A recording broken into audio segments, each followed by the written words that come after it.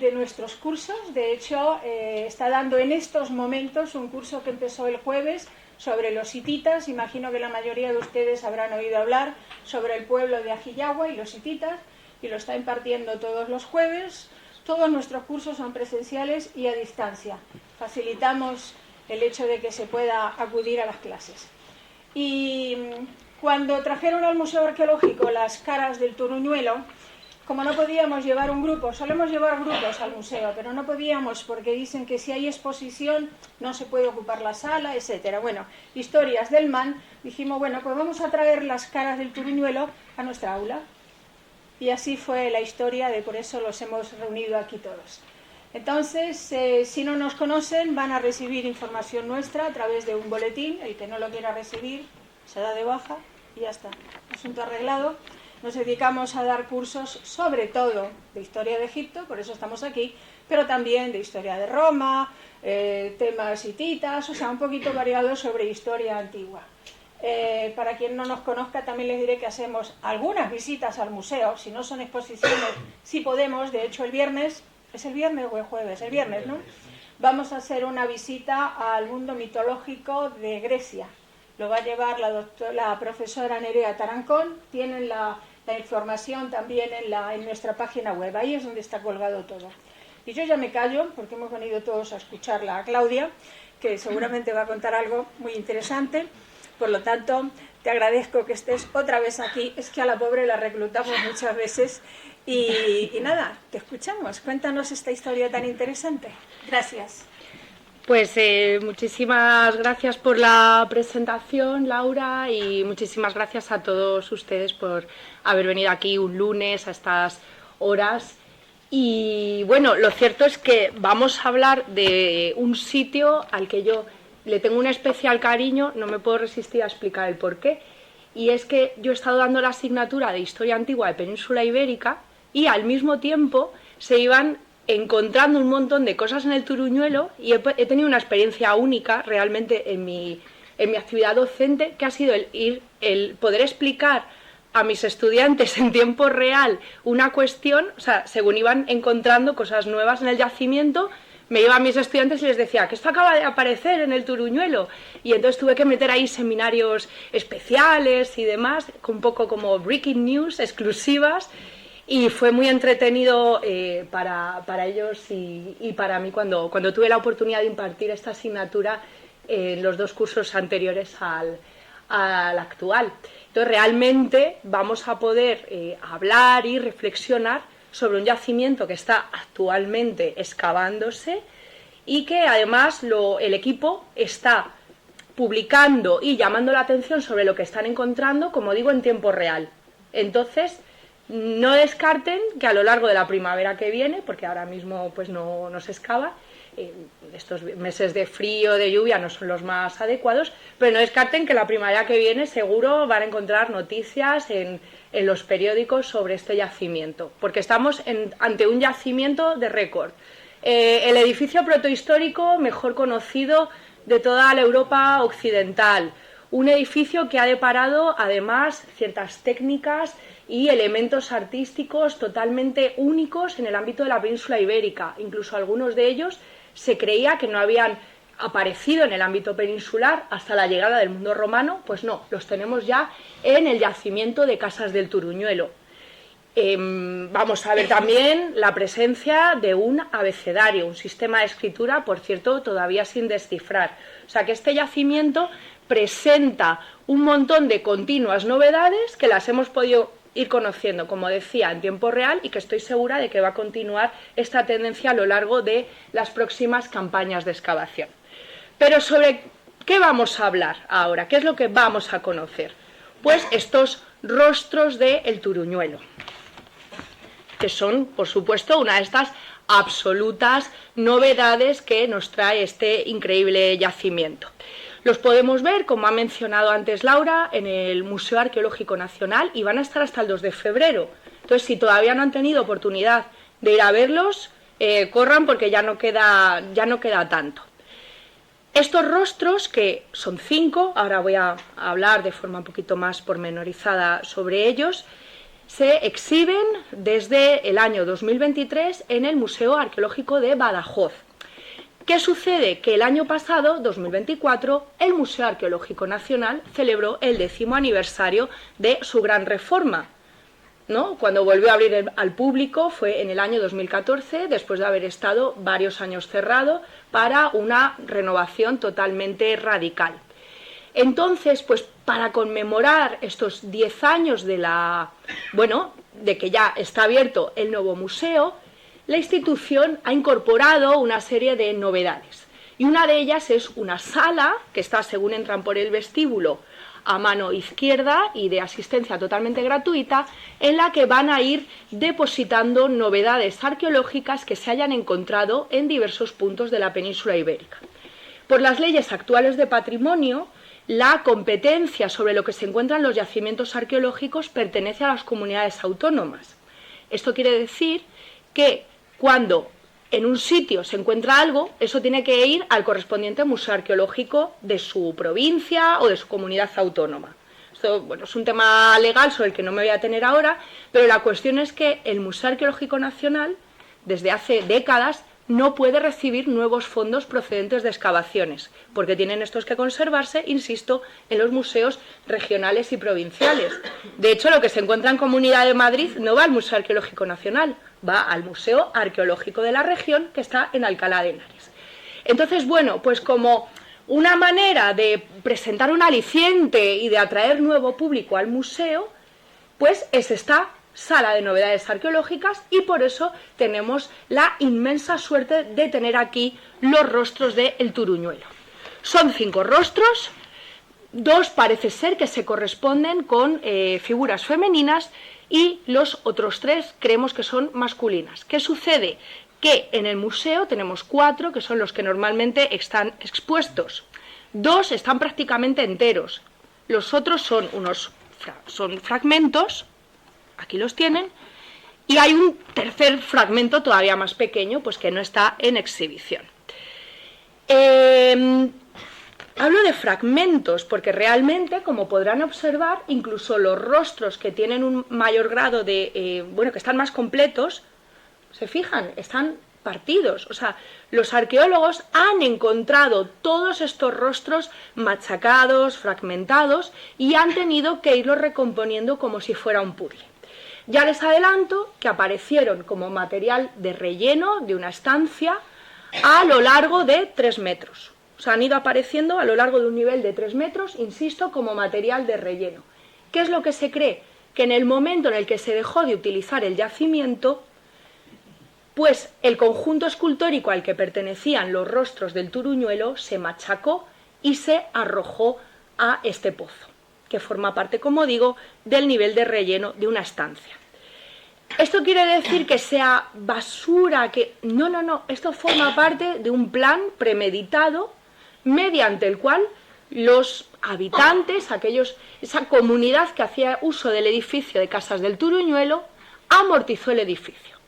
Y esto es algo también muy, muy curioso. Este es otro de los enigmas que nos presenta este yacimiento. Sobre los rostros, ¿qué podemos adelantar? Primero, que están hechos de material local, calcarenita. Guarden este dato. La inmensa mayoría de materiales arquitectónicos y de adorno que están presentes en Casas del Turuñuelo son de procedencia local. Hay un elemento, escultórico foráneo, pero ya lo veremos. Y este hallazgo, el hallazgo de estos rostros, se anunció al mundo bajo una premisa muy atractiva: los primeros rostros de Tarteso.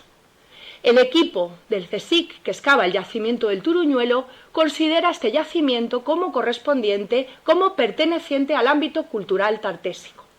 Salvo por algunos marfiles, lo cierto es que la cultura tartésica hasta el día de hoy, en lo relativo a la figura humana y en la producción de escultura humana, indígena, pues era un terreno totalmente virgen. No se había encontrado nada hasta la fecha. Pues bien, con estos rostros, según lo que considera el equipo que excava en Casas del Turuñuelo, vendríamos a rellenar esta laguna histórica. Por eso se dice que los rostros son la primera muestra de representación de la figura humana indígena dentro del campo de la cultura tartésica. Luego volveremos a hablar con un poquito más de detalle, de estos rostros. En fin, estos rostros, como ya he mencionado, han aparecido, se encontraron en la campaña de 2023 en el yacimiento de Casas del Turuñuelo, que está en Guareña, en las Vegas Altas del Guadiana, en Badajoz.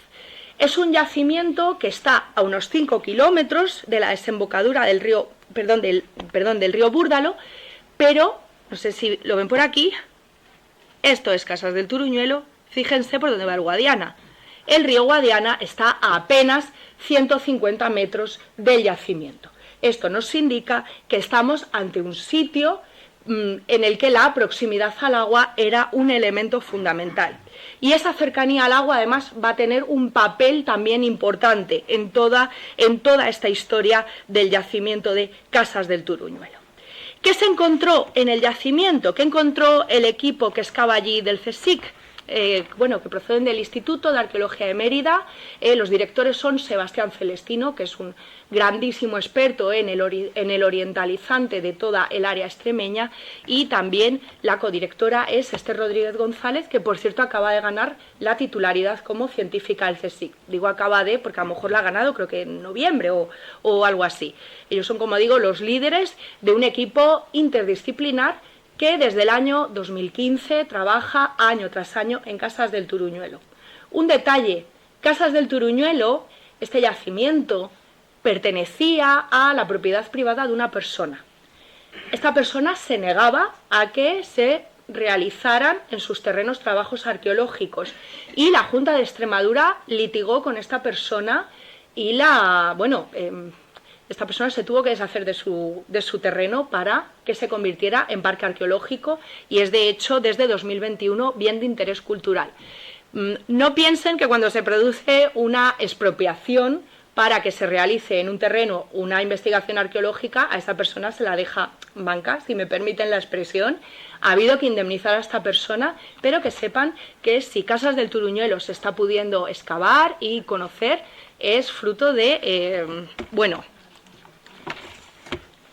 es fruto de un proyecto de voluntad política y de poner medios, porque si no, la persona se hubiera podido negar y directamente esto habría quedado clausurado y cerrado, como sucede lamentablemente con muchos yacimientos arqueológicos. ¿Qué encontró entonces este equipo? Bueno, lo primero es que este equipo, y fundamentalmente Esther Rodríguez, que realizó su tesis doctoral sobre los edificios bajo túmulo del Valle del Guadiana, lo que ellos se dieron cuenta es que en toda la región había una serie de túmulos, de estructuras en el relieve del Guadiana que podían tener potencial para poder ser excavados y para poder ser conocidos a nivel arqueológico. Lo cierto es que se eligió Casas del Turuñuelo porque algún sondeo prometía resultados buenos, pero cuando se escoge podrían haber escogido realmente cualquier otro. O sea que hay un componente también de azar y de suerte. Y lo que descubre este equipo es un edificio de 2 plantas unidas por una escalera monumental, que la tenemos aquí, que une un patio, del que vamos a hablar, con una planta superior. El patio se abre a lo que llamamos la estancia de las gradas, en cuyo relleno se encontraron los fragmentos, estos cachos de las caras del Turuñuelo. De tal manera que la hipótesis de los excavadores es que cuando se machaca el conjunto, este conjunto artístico, se arroja desde la planta superior hacia la planta inferior. Bueno, vamos a ver ahora además todos los increíbles hallazgos, pero bueno, esto es para que tengamos una idea de arquitectónicamente cómo era el edificio. Insisto, 2 plantas. Aquí tenemos el patio y la escalera monumental que unía el patio con la planta de arriba. Y alrededor hay toda una serie de estancias anejas. ¿Qué conocemos del Turuñuelo hoy en día? Se calcula todavía que entre un 30 y un 40%. O sea, queda más de la mitad de toda la planta por excavar. El edificio estaba además bajo un túmulo de 90 metros de diámetro. Este detalle, por favor, también consérvenlo. ¿Cómo se fabricó el edificio? Pues bien, lo que tenemos es un cimiento de piedra, una serie de alzados de adobe, que eran los que configuraban el final de los muros, y luego es muy interesante que la estancia 100, que es la que tendríamos en la planta, digamos, la planta de nivel de la planta superior, perdón, pues lo que tenemos es una cubrición con una bóveda de ladrillo recubierta con cal viva.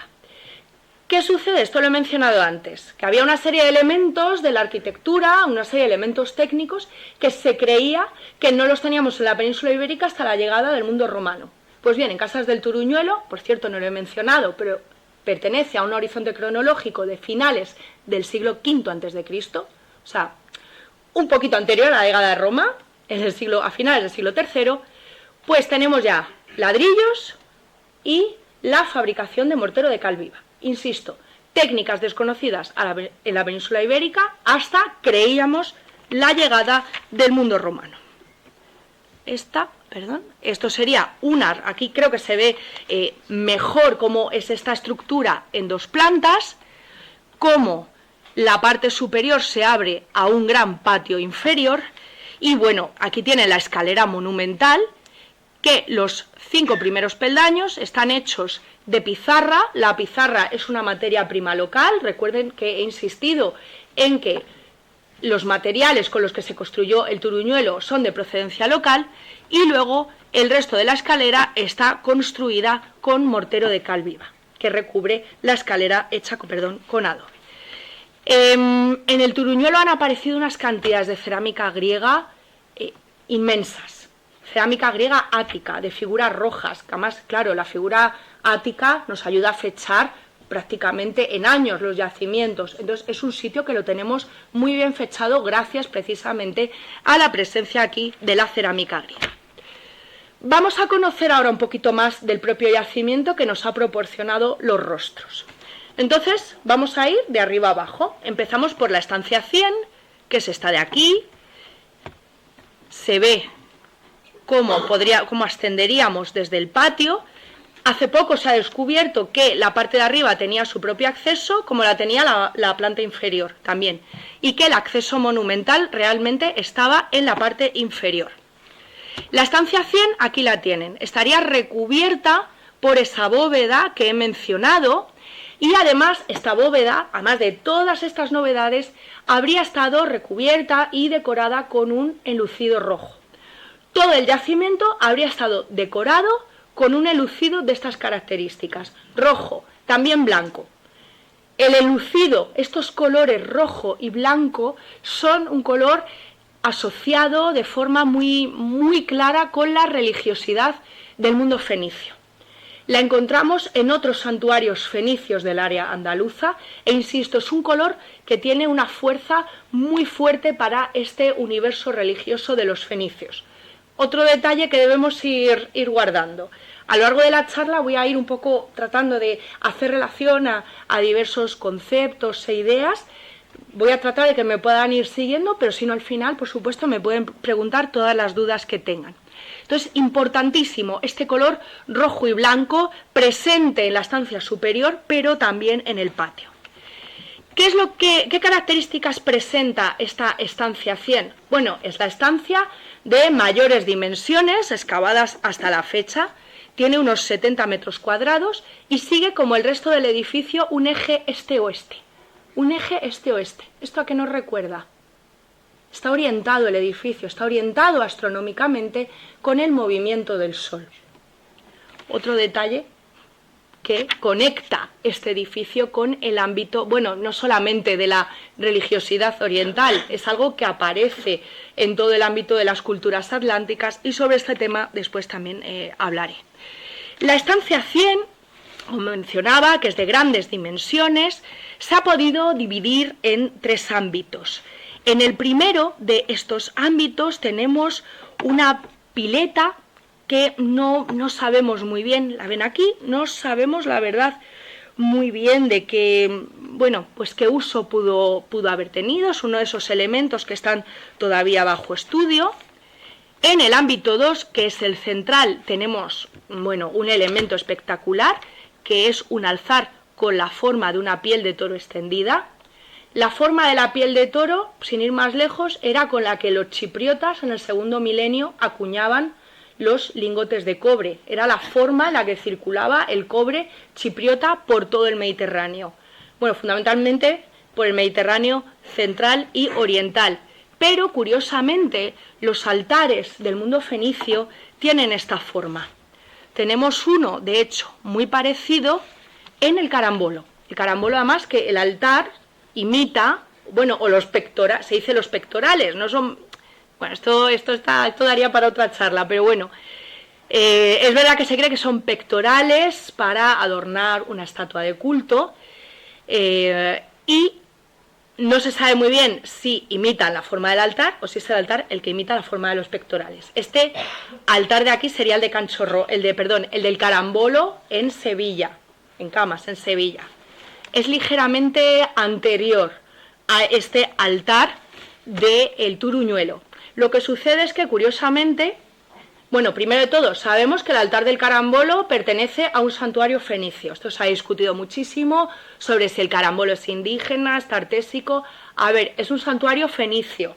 Se ha encontrado una diosa fenicia con una inscripción fenicia. Tiene un altar fenicio, tiene elementos de adorno fenicios, tiene una estructura tripartita, como los tipos de templos fenicios. En fin, parece un pato, habla como un pato, parece ser que es un pato, quiero decir. Pues bien, el altar del carambolo y del turuñuelo son idénticos. ¿Qué sucede en el ámbito tartésico e incluso en otros altares, ¿no?, de este mundo del Valle del Guadiana? Pues que estos tipos de altar con forma de piel de toro aparecen sobre una pequeña plataforma. Pues el carambolo y el del turuñuelo siguen un diseño idéntico. Primero se dibuja la forma del altar directamente sobre una base de caliza y cal, y en el caso del turuñuelo, además, posteriormente ese interior se rellenó con adobes amarillos. Y aquí además se encontró algo, bueno, a mí es que yo me entusiasmo con esto. Es que yo esto se lo digo a mis estudiantes y dicen, pero esta mujer está loca. Pues que yo digo, es que esto me parece una pasada. Es que sobre el altar se encontró, además, los restos de una piel carbonizada. Esto está todavía en estudio. No sabemos si es de cabra o si es de oveja, pero o es de cabra o es de oveja. Entonces, morfológicamente, es un altar, insisto, que tiene su mejor paralelo en un altar anterior, en un altar además de un edificio fenicio, que es este de El Carambolo en Sevilla. ¿Qué es lo que se encontró en el tercer ámbito? Bueno, pues una bañera que, pues de nuevo no sabemos muy bien el tipo de funciones que tenían. A mí me recuerda un poco, salvando las distancias obviamente, con las del mundo micénico, que tenemos bastante seguridad que tenían un uso lustral para cuando se realizaban los diferentes rituales. O sea, hay esta idea, ¿no?, de purificarse y de lavarse. Esto también es algo que se produce en todo el ámbito semita, o sea que, bueno, pues aquí podría tener también sentido. Ya van viendo que el edificio tiene una relación cultural, ¿no?, importante, tiene un peso aquí, todo el ámbito del ritual muy, muy claro. Y además, en este ámbito 3 apareció, bueno, aparte de un montón de platos, de urnas, de braseros de bronce, restos de esteras de esparto y toda una serie de parafernalia relacionada con el mundo del banquete y de la cocina, pues además, aparte de todo esto, apareció una caja de marfil espectacular que también vincula el yacimiento con la cultura tartésica. Dentro de esta caja de marfil aparecieron una serie de cuentas de pasta vítrea y aquí tienen los motivos de las diferentes placas recuperadas. Pues bien, menos esta de aquí, la norte, ven que representa a una serie de barcos, son todas, decimos caja de marfil porque bueno, parece que queda mejor, pero en realidad la única que es de marfil, además de diente de hipopótamo, es esta de aquí. El resto son, bueno, no más malilla, pero son de hueso, que es una materia prima más fácil de encontrar. ¿Dónde se ha encontrado también marfil de hipopótamo?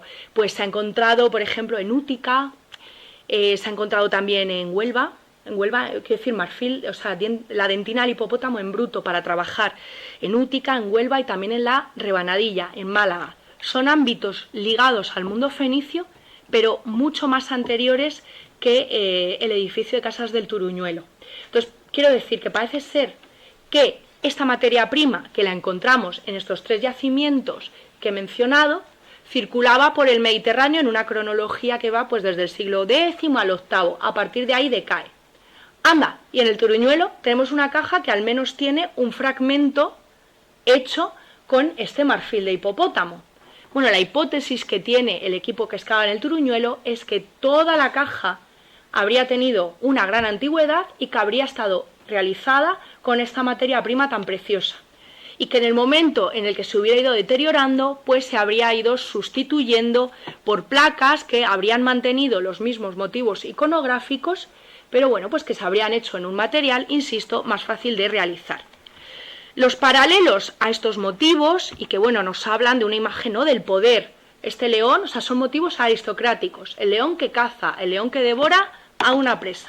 Lo tienen aquí en los lados este y oeste de la caja.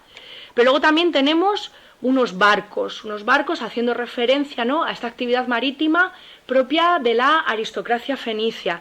Y luego tenemos los peces. Los peces, bueno, pues se han puesto en relación con motivos relacionados con el viaje al más allá.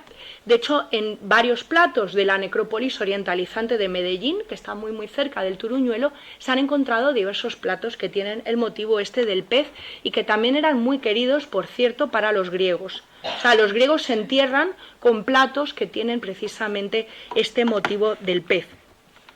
Pues bien, estos motivos iconográficos vinculan también directamente el Turuñuelo con el ámbito nuclear tartésico.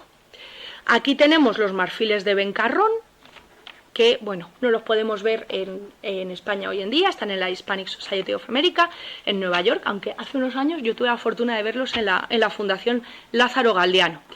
Estos marfiles, que son ejemplo además, ¿no?, de este tipo de artesanía tartésica, se pensaba que eran marfiles y los análisis más recientes han dicho que eran también hueso. ¿Qué le vamos a hacer? Pero bueno, son motivos prácticamente idénticos. ¿Y qué es lo que nos interesa sobre todo, aparte de la cuestión de la materia prima? Pues bien, la técnica. ¿Cómo se trabaja el marfil en el ámbito fenicio, en el ámbito del Próximo Oriente, en Asiria? Pues lo que tenemos ahí es el predominio de la técnica de bulto redondo y del relieve. ¿Cómo son los marfiles tartésicos? Aquí el ámbito indígena innova. Pues lo ven aquí, es una técnica de incisión. Esto, insisto, en el ámbito oriental, o sea, en el ámbito de Gadir, ciudad fenicia que está en el sureste de la península ibérica, la actual Cádiz, y en el ámbito, quiero decir, cultural fenicio y oriental en general, este tipo de técnica no se emplea para la fabricación de marfiles. Entonces, bueno, aquí tenemos otro elemento que nos conecta Turuñuelo con la zona nuclear tartésica. Esta es otra paleta también de hueso, de la cebuchal, también procedente del área nuclear tartésica. Entonces pueden ver, ¿no?, que este tipo de motivos del animal heráldico, que está como de perfil, que se repite, pues como es un motivo constante y que se repite en todo este tipo de producciones. Además de la caja, e incluso, bueno, de otro fragmento de hueso en el que aparecen unos carneros echados. Esto todavía creo que no se ha publicado, que esta pieza además conserva una tira en oro. Pues bien, además de estos hallazgos sensacionales, la estancia 100, que se abre al vestíbulo, y a otras estancias superiores, como esta S1 y S2, pues proporcionó un gran número de material de cocina y de banquete. Por ejemplo, en la zona S1 se encontró este caldero de metal, este mango que tiene aquí estas figuritas que son pájaros, todo de bronce, aquí unos jarros y aquí esto tan curioso. No sé si aquí alguien tiene barbacoa o ha hecho una barbacoa alguna vez, pero igual esta forma entonces le puede resultar familiar. Es una parrilla, o sea, es una parrilla igual a las que utilizamos ahora, todo realizado en bronce. También tenemos copas de tipo cástulo. Este tipo de copas se producen en el Ática, en Atenas, y se mandan de forma exclusiva al ámbito de la península ibérica.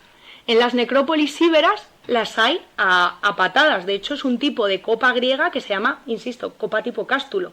Cástulo es un yacimiento que está en la península ibérica, es una ciudad íbera.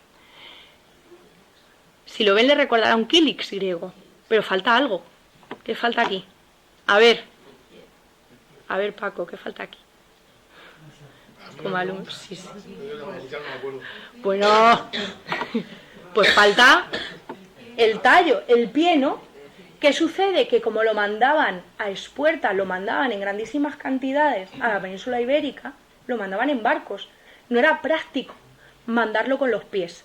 Entonces los griegos que eran, bueno, los atenienses que eran así ellos un poquito, y mandaban a los príncipes íberos siempre las cosas un poquito malillas, pues quitaron los pies de las quíliques para mandarlas a la península ibérica y crearon este tipo de producción especializada en el mundo peninsular. Si van al Museo Arqueológico y ven las cráteras que utilizaban los príncipes íberos para enterrarse, que son también cráteras áticas, de producción ática, también verán que no son las más bonitas del mundo. Son cutres, es que lo hacían así para ahorrar costes y un poco decían, bueno, si es que esta gente tampoco esto lo saben usar.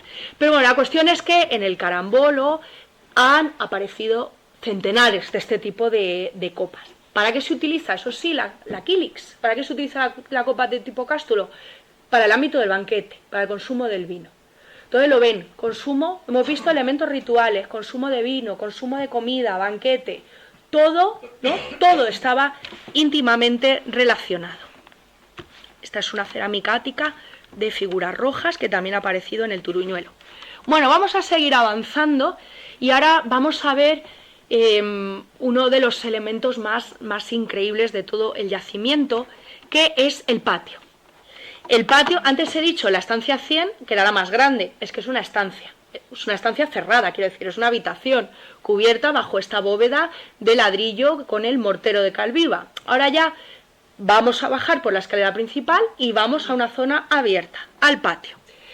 Bueno, un hallazgo, ya les digo, increíble. Aquí vemos los trabajos, como poco a poco van sacando a la luz todo. Pues bien, un hallazgo realmente impresionante son estos pies que son de una estatua.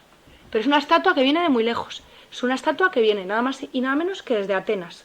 Es mármol del Pentélico. Se han encontrado los detalles de la policromía para perfilar los contornos, las uñas de los pies.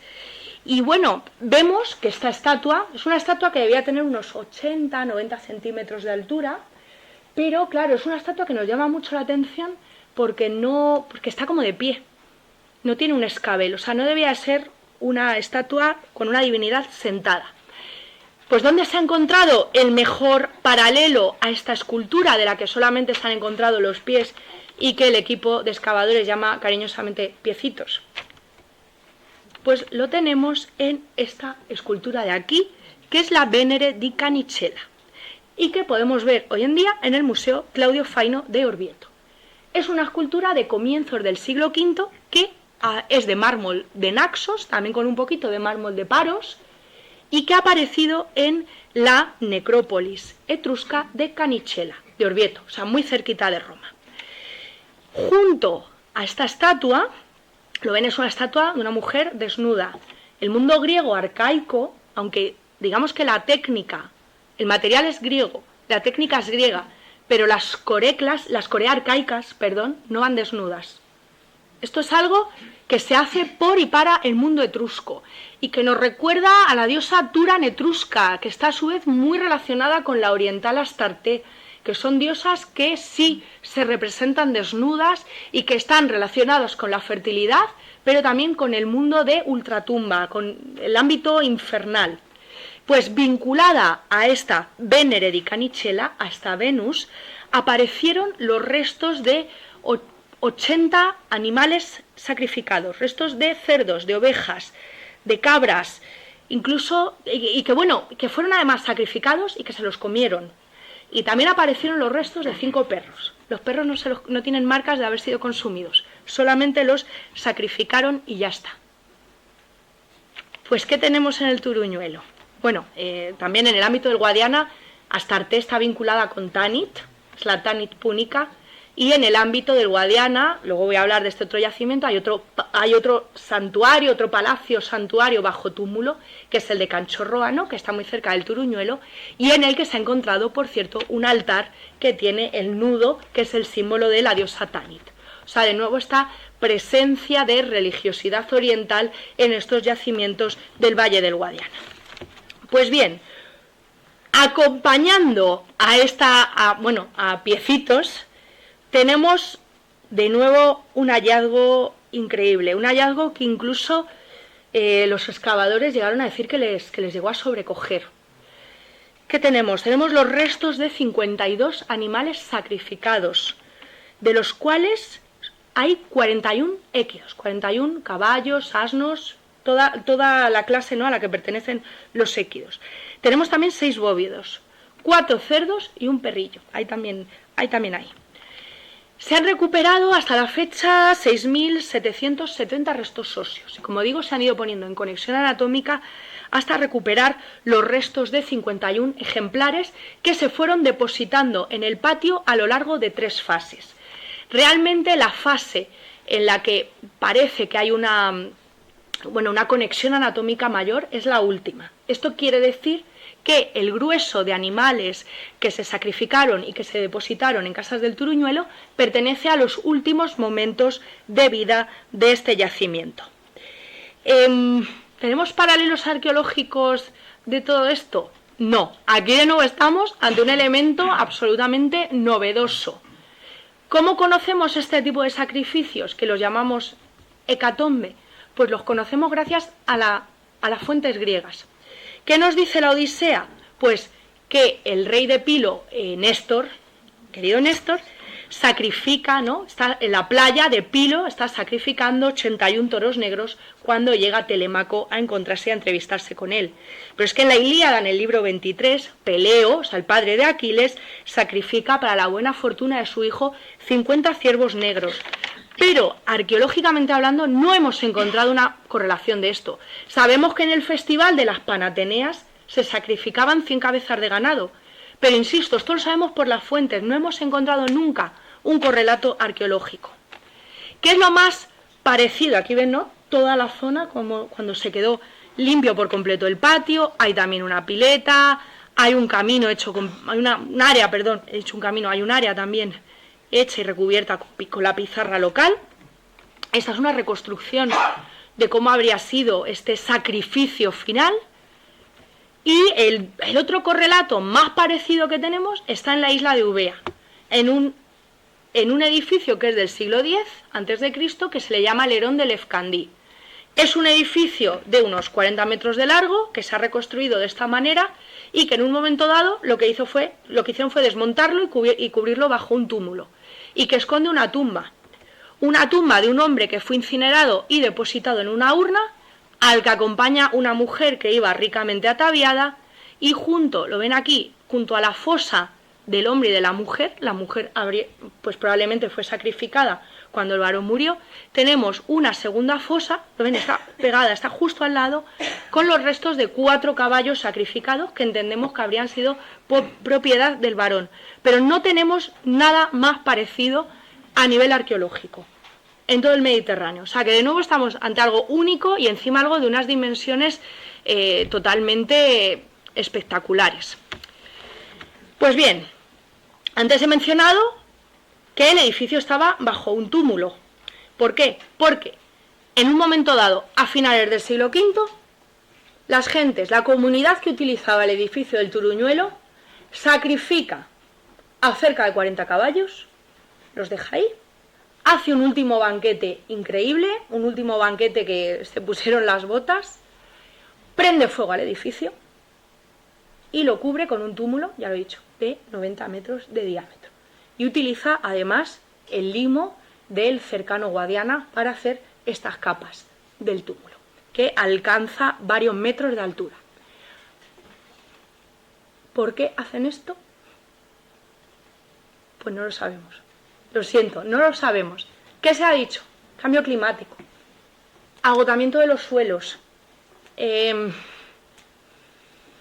la llegada de pueblos célticos, o sea, invasiones, migraciones.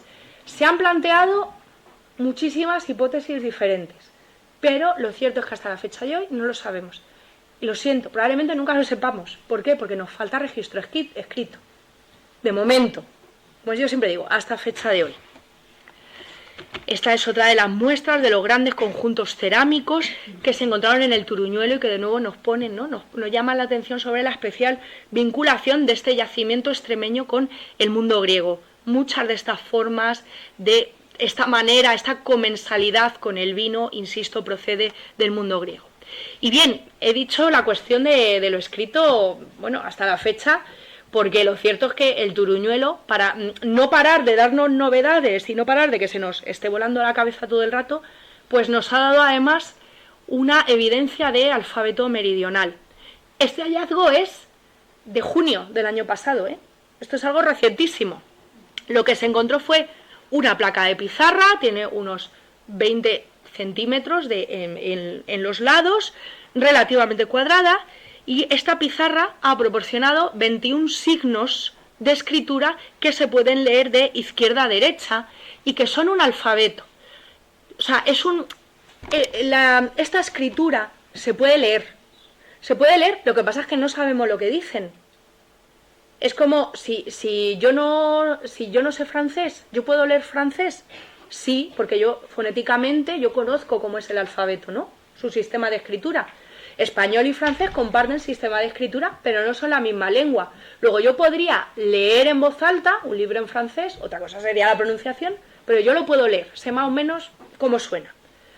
Nosotros podemos leer esta escritura, sabemos cómo suena y vemos que sigue una estructura que es A, B, K, tul, así hasta completar 21 signos. O sea, es una estructura de tipo abecedario.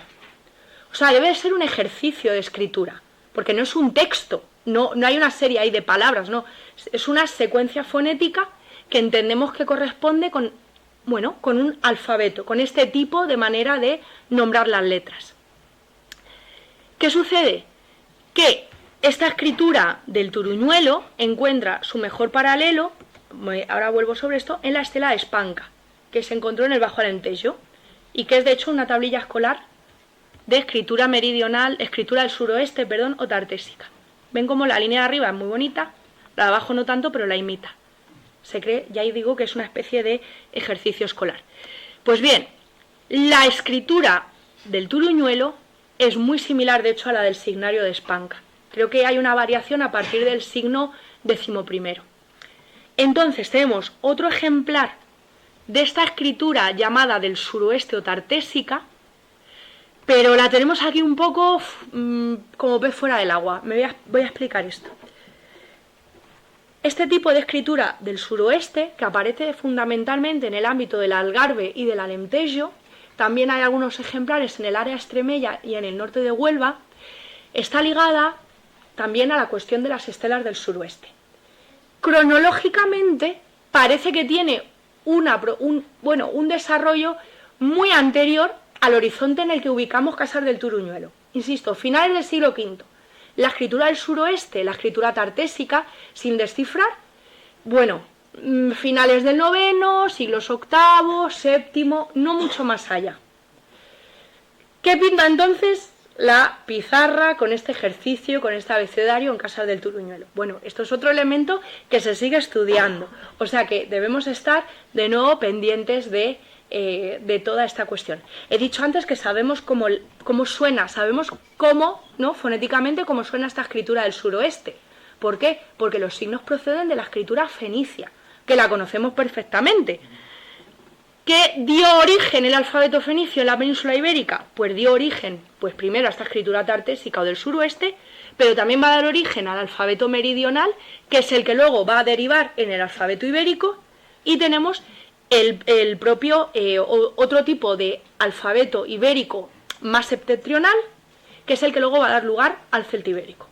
O sea que realmente el alfabeto fenicio, con influencias también del alfabeto griego, es el que va a dar lugar a esta explosión de las escrituras peninsulares, que menos el celtíbero, porque es una lengua indoeuropea, porque transcribe, una lengua indoeuropea, pues hoy en día, aunque sabemos cómo leerlas, tanto las escrituras ibéricas como la escritura del suroeste, insisto, sabemos leerlas, pero no tenemos idea alguna de lo que ponen.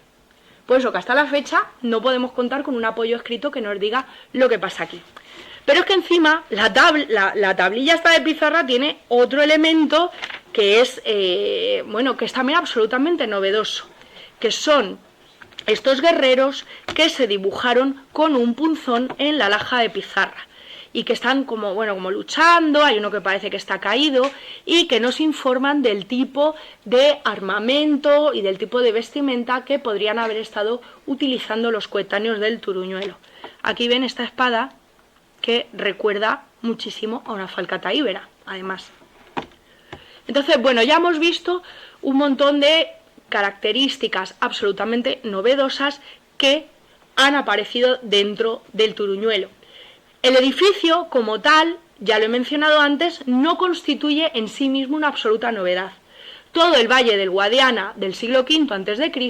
está poblado por una serie de edificios de estos que son bajo túmulo.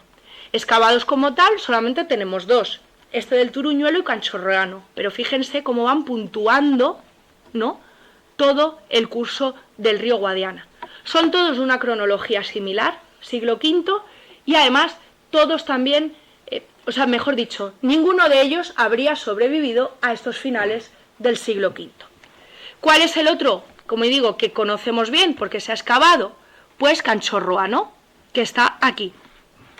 Canchorroano es también un edificio de 2 alturas que se organiza en torno a un patio central donde estaba el altar de Tanit y, curiosamente, a diferencia del Turuñuelo, estaba rodeado por un foso y por una línea de muralla, una terraza de piedra que se elevaba hasta los 2 metros de altura y, ojo, que tenía también otros 2 metros de grosor y que estaba, por supuesto, enlucida de blanco.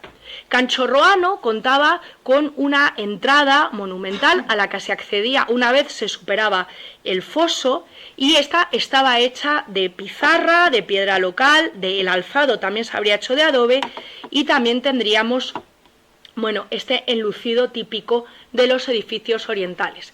En este caso, se ha puesto en la reconstrucción que era totalmente blanco este acceso, pero me consta que el acceso tenía un enlucido tanto rojo como blanco. Canchorroano estaba asociada a la actividad industrial, a la producción de tejidos. Se han encontrado centenares de pesas de telar y otra serie de elementos que nos dicen que en las estancias anejas a el patio central se realizaba este tipo de actividad productiva. Por cierto, que en la puerta de entrada había, a modo como de piedra sobre la que pasar, como suelo, había una estela del suroeste de una cronología bastante anterior al propio edificio.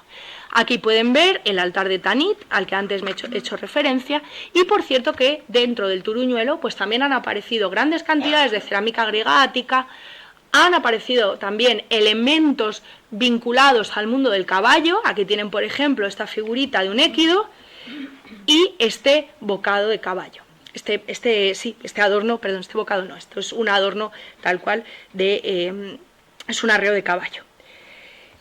El Canchorroano también a finales del siglo V, hacen un banquete, se dan el último atracón, tiran todo a ese foso de agua, incendian también el edificio y también lo cubren bajo túmulo.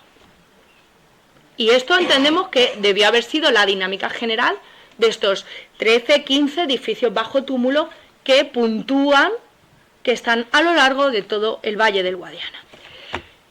Entonces, hemos visto el enigma del Turuñuelo, del Guadiana, y ya les he mencionado que el equipo que excava en el Turuñuelo, ellos afirman que estos edificios, incluyendo Canchorroano y por supuesto el Turuñuelo, pues que pertenecen al ámbito cultural tartésico. ¿Pero qué es Tarteso? ¿Qué es Tarteso? He aquí la pregunta del millón. Nosotros utilizamos el término Tarteso para hablar de una realidad geográfica, pero el término Tarteso no es una realidad geográfica y cultural, también cronológica. ¿Qué sucede? Que Tarteso no es un término indígena. Tarteso es el nombre con el que los griegos se referían a una realidad geográfica y política con la que ellos se encuentran. Tenemos la mención famosa de los barcos de Tarsis en la Biblia, pero Tarteso como tal, con esta referencia a que es un emporio de metal, que es un sitio legendario, con un rey centenario y demás, no las tenemos hasta el mundo griego.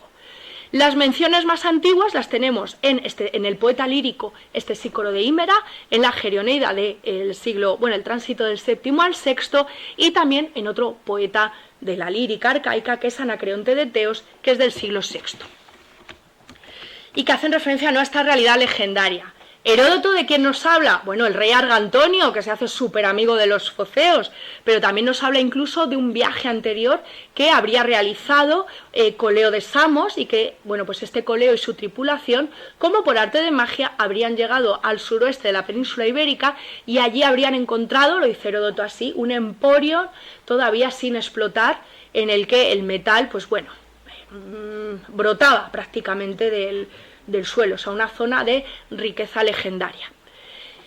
Nos tenemos que ir a finales del siglo XIX para encontrar la realidad material de Tarteso. Tenemos aquí a Jos Bonsor, bueno, aquí se le llama muchas veces Jorge Bonsor, y también a Adolf Schulten.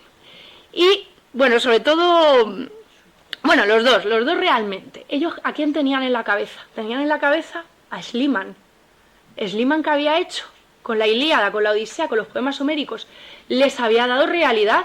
Hombre, es que había encontrado Troya, él había encontrado la Troya de los poemas homéricos. Entonces, estos dos personajes decían, bueno, ¿no vamos a poder nosotros también encontrar el legendario reino de Tarteso y de Argantonio?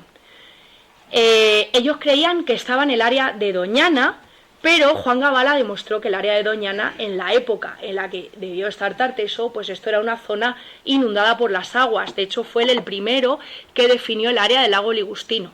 ¿Qué sucede? Que el Golfo, la bahía de Cádiz, en la antigüedad, y hasta no hace tanto en realidad, creo que todavía en época de los Reyes Católicos se podía remontar el río hasta Sevilla. Ya no era la gran extensión de mar que había en época prerromana, pero esta idea de que el río, de que el Guadalquivir era navegable hasta Sevilla con comodidad, pues ha sido así hasta hace relativamente poco tiempo. Pues bien, Juan Gavalar demostró que Doñana, esa Doñana en la que buscaban Schulten y Bonsor, pues que en la antigüedad habría estado cubierta por las aguas, pero que toda esa zona se habría estado colmatando y toda la línea de costa pues ha ido avanzando hasta llegar a lo que es hoy en día. Fíjense que Bonsor excavó en toda la zona de los Alcores, en Carmona, excavó ahí un montón de necrópolis tartésicas, y fue él el que encontró estos marfiles, estas cerámicas, todo esto vinculado al ámbito tartésico, y él decía, no, esto es de los celtas. Él seguía buscando el legendario reino de Tarteso en Doñana. Esto es como habría sido este golfo tartésico y el lago Ligustino en la antigüedad, y que determina cuál fue el área nuclear de la cultura tartésica que va desde Huelva a Sevilla y a Cádiz. Este triángulo es este área nuclear tartésica. ¿Qué es lo que sabemos de Tarteso? Bueno, van avanzando los años, se van haciendo más investigaciones, van apareciendo más materiales orientalizantes, pero con un cierto grado de originalidad, ¿no? O sea, no termina de ser fenicio y demás, y es realmente Juan Maluquer, que por cierto va a ser el que excave y descubra, y excave, el primero que lo haga, el yacimiento de Canchorroano, entre 1978 y 1987, el que diga, a ver, nosotros estamos trabajando con una realidad material que no existe previa a la llegada de los fenicios. Es una realidad material esta de Tarteso, y que lo llamamos así porque lo llamaron los griegos, que está geográficamente ubicada entre Sevilla, Huelva y Cádiz. Punto 1. Punto 2. Es un tipo de cultura que adopta las formas orientalizantes, las rehace, pero que no existe previamente a la llegada de los fenicios. O sea, los fenicios vienen atraídos por la luz del suroeste, vienen atraídos por el metal del suroeste, por las minas de cobre de todo el cinturón pirítico de Huelva, que ya se explotan desde el Bronce Final y que tanto protagonismo tienen en el comercio atlántico. De hecho, el Bronce Final de todo el ámbito del suroeste tiene un fuerte sabor atlántico, como lo tiene también las representaciones que encontramos en las estelas del suroeste y que se corresponden con buena parte de este Bronce Final, previo a la emergencia del mundo tartésico. ¿Pero qué es este mundo tartésico entonces? El resultado del impacto de la llegada del mundo fenicio en el mundo indígena del suroeste. Son sociedades que se van a estratificar rápidamente, que van a adoptar modos de vida aristocráticos de corte oriental y que ellos, a nivel de su cultura material en todo este ámbito nuclear, van a adoptar, insisto, y van a recrear este tipo de cultura material oriental. Y cuando digo oriental, no pensemos en el Próximo Oriente así, que eso es muy vasto y muy grande en general, se fijan directamente en el ámbito fenicio. Y en un ámbito fenicio muy particular, el de Tiro.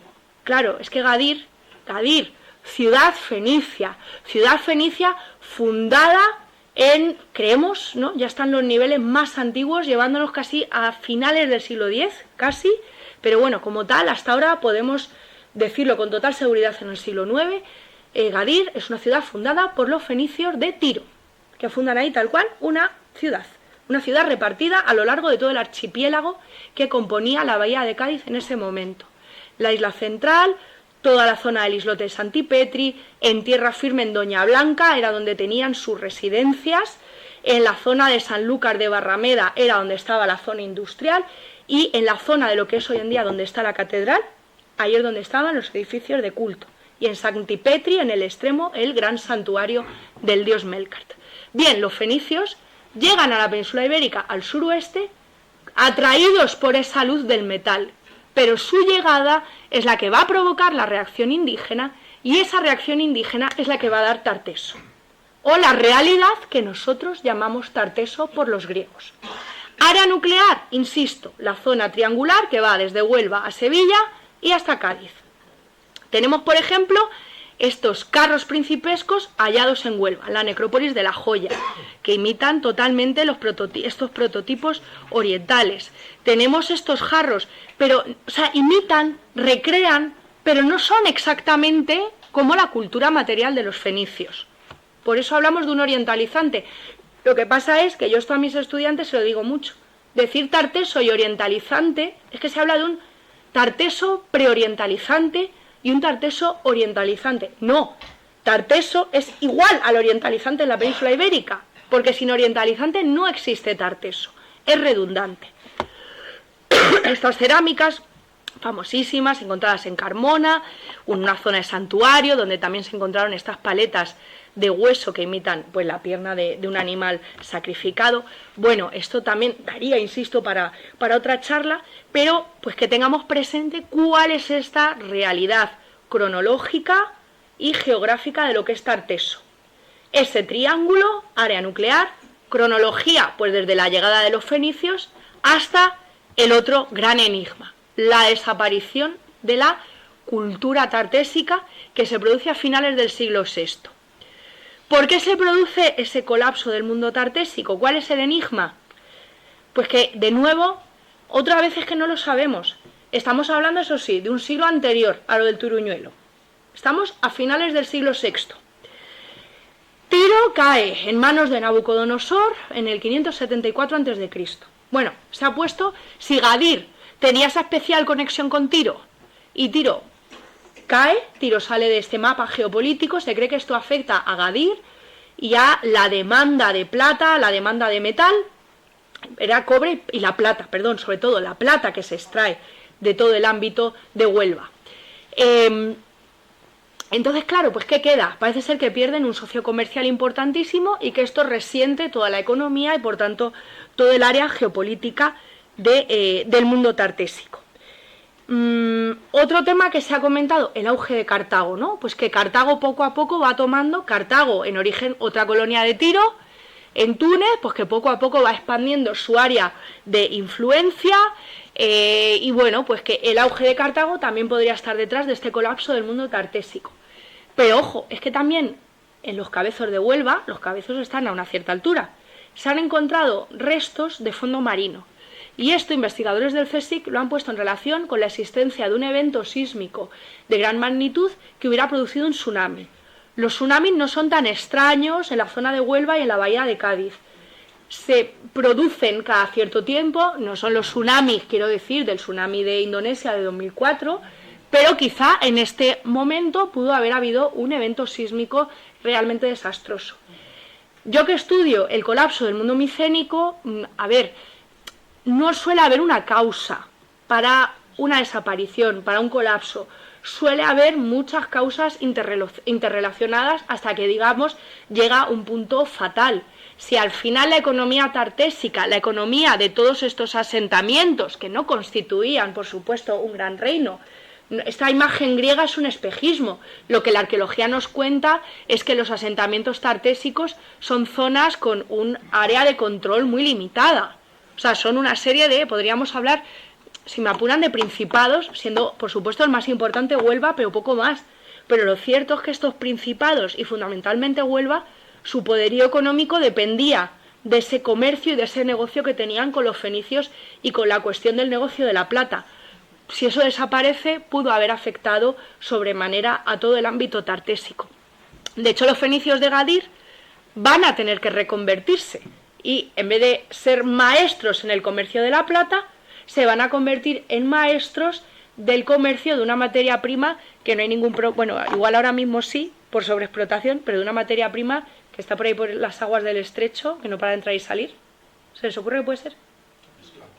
Los atunes. La almadraba es un invento de los fenicios, que nos trajeron un montón de cosas. ¿Qué nos trajeron los fenicios? El alfabeto, la gallina, la cerámica torno, urbanismo, y la almadraba también.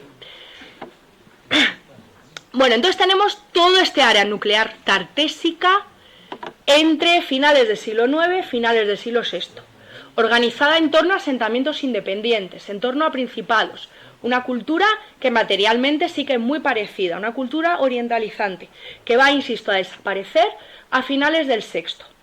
Pues lo que plantea el equipo que excava en el Turuñuelo es que toda esta zona de alrededor, todo este arco que ven aquí, que va desde Castillo de Chiclana, desde los Castillejos de Alcorrín, sube por Córdoba, abarca al Arcos y que coge todo el Valle del Guadiana hasta el Algarve, pues atravesando el Bajo Alentejo, por supuesto, pues que toda esa zona habría sido una zona de la periferia tartésica entre finales del siglo IX y finales del siglo VI.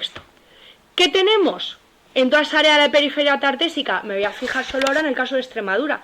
Tenemos numerosos elementos de esa cultura material orientalizante que tanto recuerda al mundo tartésico. Por ejemplo, este jarro de bronce de Zarza de Alange, que la podemos ver en el Museo Arqueológico Provincial de Badajoz.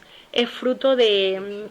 Bueno, esto pertenece al anticuario, no sabemos muy bien la fecha, pero lo mismo nos pasa con este timiaterion de bronce de Villagarcía la Torre, que también se puede ver en Badajoz. O sea, es una zona que ya, digamos, en esta época del auge de Tarteso, en la que el protagonismo cultural, económico, político lo tiene el área nuclear, a esta periferia, y en concreto al área extremeña, están llegando elementos del orientalizante. Incluso tenemos piezas de una gran maestría y antigüedad, como el Tesoro de Sagrajas, que se fechan entre los siglos XI y X, y bueno, el más famoso de todos, el Tesoro de la Liseda. Yo incluso, el Tesoro de la Liseda es muy difícil datarlo, porque también se ha encontrado fuera de contexto, se habla por paralelos del siglo VII, y en este caso yo decir que es tartésico, no sé, yo creo que parece una producción fenicia directamente. O sea, llegados a un punto es muy difícil a veces diferenciar ciertas producciones fenicias de las tartésicas. No sé si creo que esto queda claro. Pero la técnica, la iconografía, es que no es ni como orientalizante, es fenicia directamente. De hecho, piensen en el santuario del Carambolo. El santuario del Carambolo se dijo durante muchísimos años que era tartésico y era como el buque insignia de la arqueología tartésica, y cuando se excava en extensión y se descubre que tiene 2 altares gemelos idénticos a los de los santuarios fenicios y un montón de elementos más, y las Tarté con su inscripción en fenicio, pues lo del tema del pato, ¿no? Entonces a veces es difícil diferenciar, pero bueno, la cuestión es que todo este ámbito de la periferia tartésica estaba relacionada con Tarteso, por eso hablamos de periferia al final, o sea, el núcleo y periferia son áreas relacionadas. No tenía ese gran protagonismo, pero estaba recibiendo influencia. Y la hipótesis de los excavadores es que cuando colapsa el núcleo tartésico, toda esta región del Valle Medio del Guadiana, del Valle Alto del Guadiana, Perdón.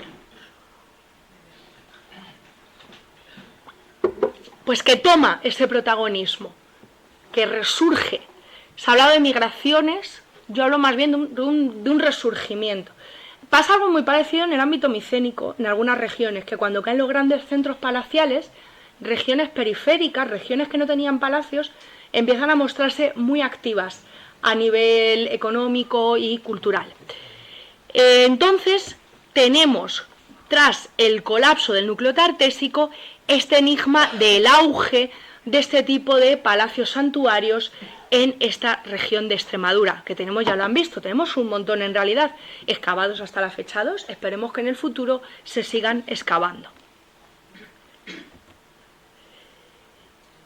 En el ámbito tartésico sí que tengo que decir que esto, a ver, es que aquí, ¿qué sucede? Que para interpretar el turuñuelo como un elemento tartésico, tendríamos que aceptar que todos los elementos del orientales encontrados en el área extremeña son tartésicos. Entonces, aunque hay fenómenos que pueden estar interrelacionados, yo esto creo que está todavía bajo estudio realmente, aunque se diga en prensa, en publicaciones, que esto es tartésico, como también se dice de Canchorroano, en realidad estamos ante construcciones y ante elementos de cultura material con un siglo de diferencia. Tarteso, ¿hacia dónde mira a nivel de cultura material? Hacia el mundo fenicio, hacia el mundo de Gadir. ¿Hacia dónde mira culturalmente? ¿Hacia dónde miran culturalmente los palacios santuarios del Valle del Guadiana? A Grecia. Las copas cástulo, los piecitos, toda esa cerámica griega, toda esa cerámica ática de figuras rojas. El mundo tartésico no consume cerámica griega, o la consume en unas cantidades ínfimas. Tienen otra manera de culturalmente desarrollarse. Entonces, bueno, esto es un tema que está todavía bajo estudio. Pero, digamos que la versión académica, la versión que ofrece el equipo que excava en el Turuñuelo, es que cuando consideramos Turuñuelo, Canchorroano y todo lo que encontramos en el Valle del Guadiana, en la zona extremeña, en el siglo V, y que colapsa a finales del siglo V, forma parte de la cultura tartésica. En el ámbito nuclear de Tarteso no se ha encontrado ningún tipo de edificio, insisto, que recuerde ni remotamente al Turuñuelo o a Canchorroano. Lo único es, bueno, la cuestión está del altar que les he mencionado antes, que es como el del carambolo técnicamente hablando. Y ahora vamos ya a finalizar la charla volviendo a los rostros. Los rostros que antes he mencionado se encontraron en la habitación de las gradas, que, bueno, tenemos el patio se abre a un acceso oriental, que a su vez se abría a una puerta monumental que está todavía bajo estudio. Y ligada a este acceso oriental tenemos la sala de las gradas, y en este relleno se encontraron los rostros machacados. Los rostros, insisto, se cree que habrían formado parte de un complejo escultórico, pues tipo el del Pajarillo, que es un conjunto íbero, o el de Porcuna, que yo creo que ese es más conocido, y en un momento dado, insisto, pues cuando se produce todo el proceso de amortización del yacimiento, todo esto se machaca y se tira desde la planta de arriba hacia la planta de abajo. Entonces, ¿qué es lo bueno? ¿Qué es lo que esperamos? Pues que en futuras campañas, dentro de ese material de relleno, pues sigan apareciendo más fragmentos pertenecientes a estas esculturas, las que, bueno, recuerdo que son 5 rostros pertenecientes tanto a hombres como mujeres, que tienen, bueno, estos peinados muy elaborados, que tienen también estas arracadas que se sostienen, bueno, no solamente con el agujero de la oreja, sino también lo ven con unas cuerdecitas que les habrían ayudado a soportar el peso. Tenemos un paralelo muy bueno de las arracadas del yacimiento del Turuñuelo en el propio yacimiento de Canchorroano. Se han encontrado y son prácticamente idénticas. No se sabe muy bien si son guerreros, pero es verdad que este tipo de casco así como al lado, aquí ven otro fragmento que se habría correspondido con el casco de otra de estas figuras que, bueno, esta es una de las que se han encontrado en peor estado de conservación, pues bueno, nos hace pensar que podrían haber estado representando a figuras míticas, quizás a figuras heroicas, a guerreros. Por eso el paralelo que utilizo es el del pajarillo y el de Porcuna, que son de mundo íbero, pero que realmente son prácticamente contemporáneas. Mundo íbero se da en el Levante, en toda la zona de Valencia, Alicante, bueno, llega hasta el área catalana, y es un mundo en sus comienzos prácticamente contemporáneo de estos palacios santuarios del Valle del Guadiana. A mí me recuerda mucho a todo eso, pero es que además, y esto lo he hablado con verdaderos expertos en la materia, la técnica para realizar las esculturas del Turuñuelo recuerda mucho a la de las Corea arcaicas, o sea, realmente a nivel de correlación con el mundo griego estaríamos todavía en un horizonte prácticamente arcaico, perteneciente al arcaísmo. Si bien les recuerdo que el mundo arcaico él sí viste a las figuras femeninas, no sabemos eso sí cómo habrían ido vestidas estas figuras del Turuñuelo, y además el perfilado del ojo es prácticamente idéntico al de la Dama de Elche. Y aquí quiero darle crédito al profesor Adolfo Domínguez, que fue quien llamó mi atención sobre este punto. ¿Esto qué quiere decir? Que tenemos elementos de religión. Esto es algo también muy curioso del Turuñuelo. Tenemos unos elementos muy fuertes de religiosidad, digamos, oriental, pero luego tenemos todo ese influjo del mundo griego que en realidad ponen más en relación el Turuñuelo con el ámbito del mundo íbero, de la meseta y del Levante, que con el mundo de Huelva. Entonces, conocer cómo se va a resolver esta dicotomía creo que va a ser el gran reto del equipo investigador del Turuñuelo, y que va a tener que seguir descubriendo y que va a tener que seguir explicando y ver si podemos mantener si esto es Tarteso, si es algo diferente de Tarteso. Lo que está claro es que es un mundo, digamos, un ambiente indígena. No es un ambiente colonial como el que vemos en Gadir o como el que observamos en el Carambolo. Pero dentro de esto, ¿ante qué estamos? Pues bueno, lamentablemente o afortunadamente, yo diría que afortunadamente, el enigma continúa. Tenemos ese primer colapso del mundo tartésico. Tenemos, bueno, el enigma relativo a la formación y a toda la estructura sociopolítica del mundo tartésico. Y si realmente ellos, por ejemplo, a sí mismos se conocían como Tarteso. Tenemos su colapso. Tenemos, y esto es así, que cuando el triángulo del núcleo tartésico decae y se desdibuja del mapa, tenemos a cambio ese auge de esa periferia. Y luego esta periferia que también, cuando se convierta el núcleo, en muy poquito tiempo va a colapsar. No va a tener protagonismo ni prácticamente un siglo. Con estos edificios que los queman, los sellan, no sabemos muy bien por qué. Y luego realmente el estudiar esa verdadera relación con el ámbito tartésico, pero también con el ámbito tartésico que ya lleva un siglo desaparecido, pero también con el mundo íbero que es contemporáneo y que vehicula y que conecta toda esta zona extremeña con no tanto con el Atlántico y el área de Huelva, sino, insisto, con el ámbito del sureste, con la cultura íbera y desde ahí hacia los puertos atenienses. Pues muchísimas gracias por su atención y pues con esto terminaría aquí la charla.